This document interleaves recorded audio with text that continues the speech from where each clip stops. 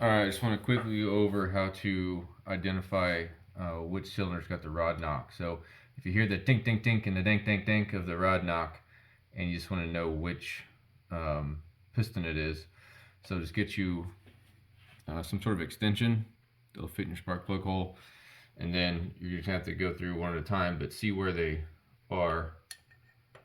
Alright, that's cylinder 1, 2's farther down.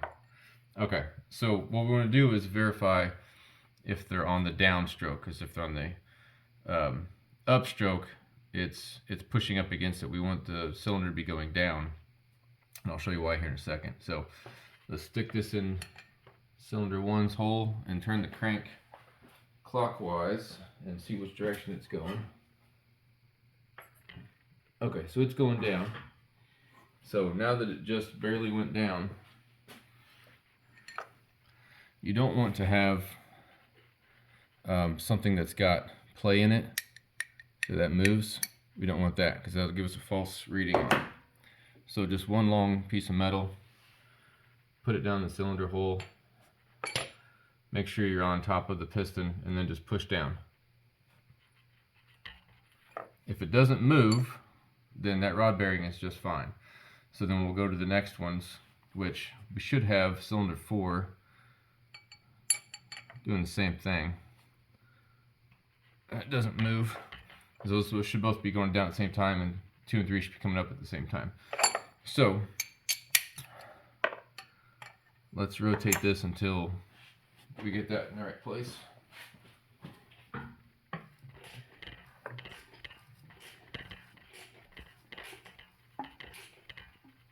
Okay, so it's going down.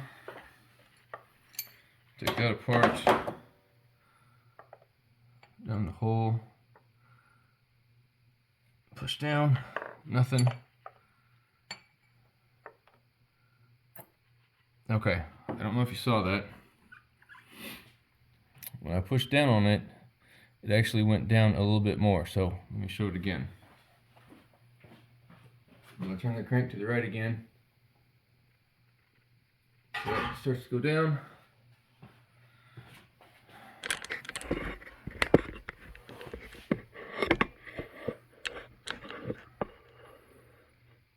So this shouldn't move.